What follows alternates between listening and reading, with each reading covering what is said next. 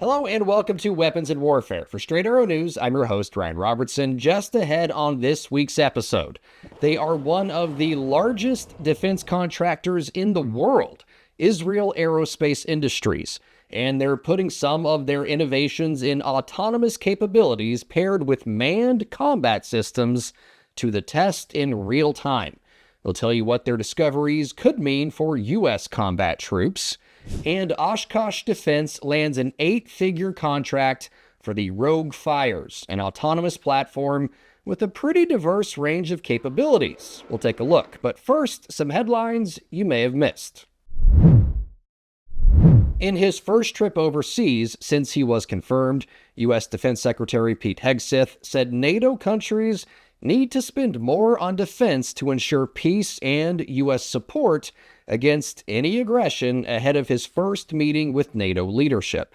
This kind of urgency of this moment requires friends talking to friends about capabilities, about leadership, about stepping up, about burden sharing, and the incentives to say the European continent deserves to be free from any aggression, but it ought be those in the neighborhood investing the most in that collective, individual and collective defense.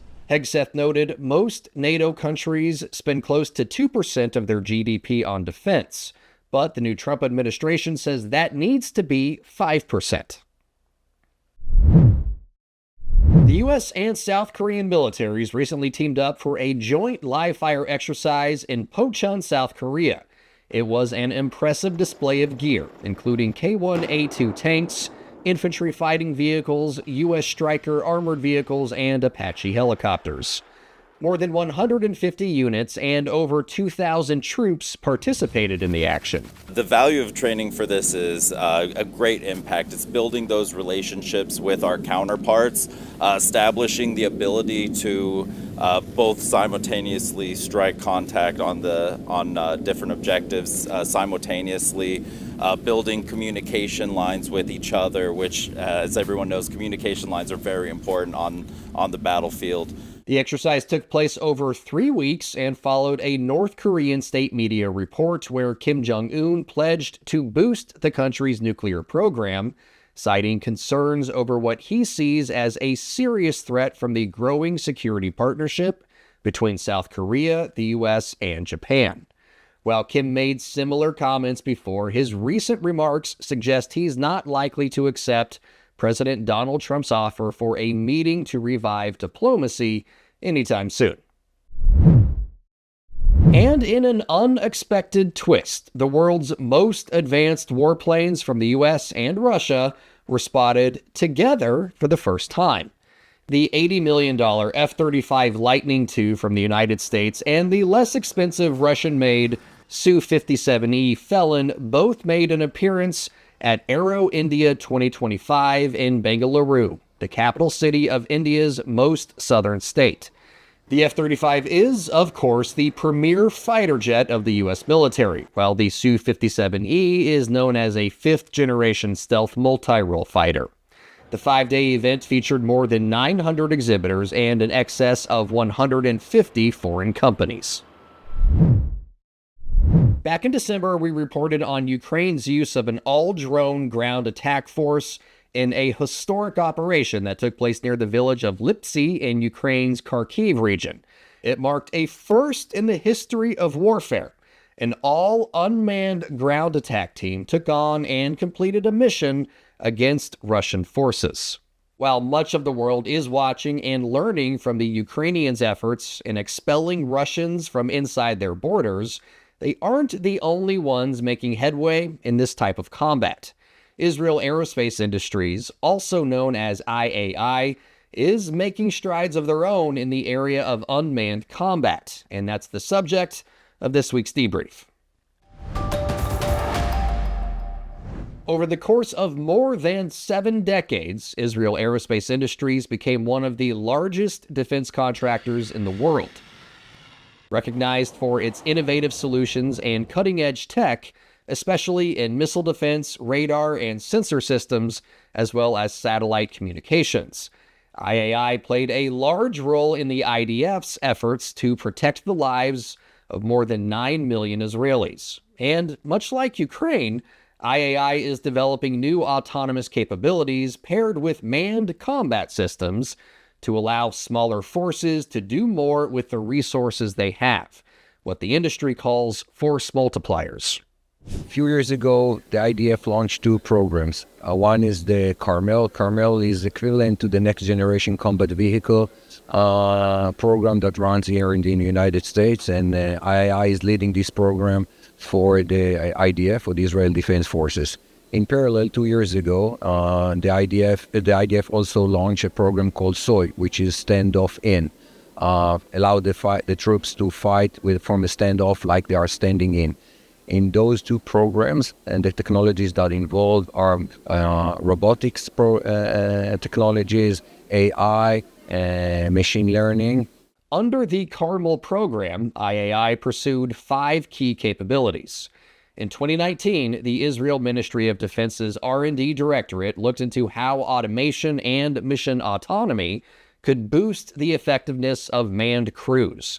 That led to IAI's ELTA Systems Group introducing the Carmel Demonstrator, which allowed just 2 crew members to tackle complex combat missions that usually would have needed multiple vehicles and 3 or 4 crew members. Amir Giva is the Executive Vice President of North American Affairs for IAI. He tells us their efforts are developed to the point where the IDF was able to carry out some missions in its war with Hamas with some robotic assistance. And in the current conflict, this is what they do. They carry out a robotic combat mission, mainly concentrating on life-saving missions, such as bridging, opening a path, mine clearing, countering IEDs. I need to emphasize, always operator, man in the loop involved. At last year's AUSA gathering in Washington, D.C., IAI unveiled this robotic wingman on an 8-wheeled vehicle that demonstrated the standoff capabilities of the concept. It allows operators to work at a safer distance from the action than they might have previously been able.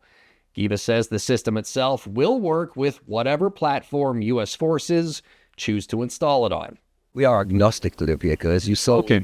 We took this kind of a vehicle, but we are agnostic to the vehicle. We are providing the technology that might be on any given technology. It depends on the customer, depends on each one of the services, each one of the army, which vehicle they will prefer. So this is the reason we choose this one. We are not providing the platform. We are providing the technology that will provide those robotics and tools that will allow to implement this kind of autonomous capability in the future. While Giva admits the system is not yet where IAI envisions it eventually going, it did prove its worth in Israel's war against Hamas. Right now, we're concentrating on life-saving missions. As I mentioned, there are many. There are open pass, breaching, countering IEDs, advanced guard missions. In the future might be others. It's not ours to decide. Eventually, technology provides all what I mentioned. The operator might do that.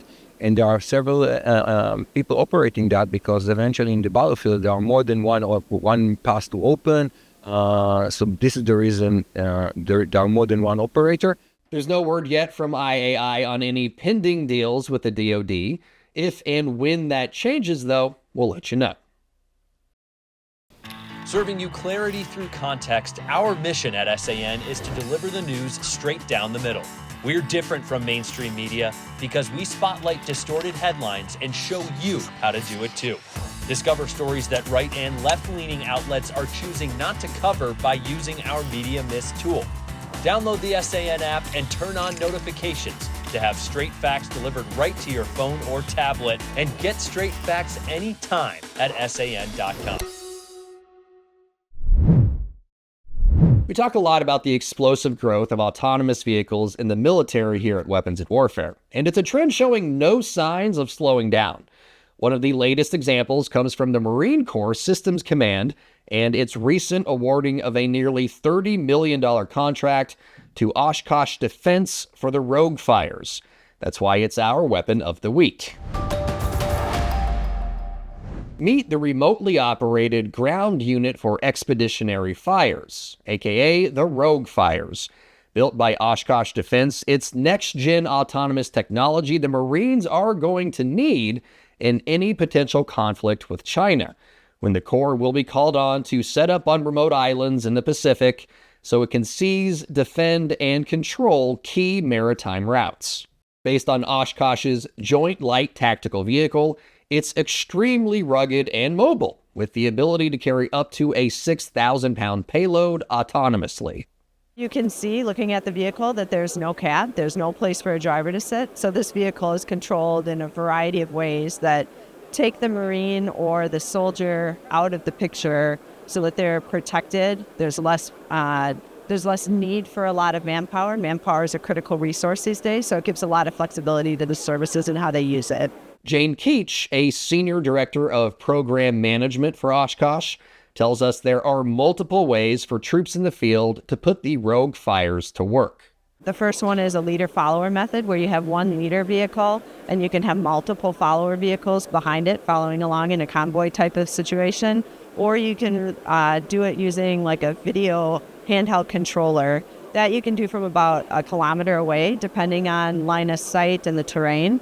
And honestly, it's a much easier way for our young Marines and soldiers. Most of them are used to playing video games, and our customers even told us that in some cases it's easier to teach them to use a video controller than it is to teach them to drive a truck. So it's definitely technology that they're very familiar with. It's technology built to lessen the reliance on human drivers in high-risk situations, making it easier for Marines to achieve battlefield effectiveness, specifically in the U.S. Indo-Pacific Command. Designed with functionality in mind, Keach says it can be used as a weapons platform, as well as play a role in any unit's logistics plans. It's very versatile to be used for multiple different types of weapons platforms, as well as you could take the weapons platform off and use it as a logistics resupply, autonomous resupply vehicle. So the Marine Corps has intentions of using it for both short range all the way to long range fire weapons platforms, and this is the Naval Strike Missile that's on it now. So it's the first one out of the gate for the Marine Corps.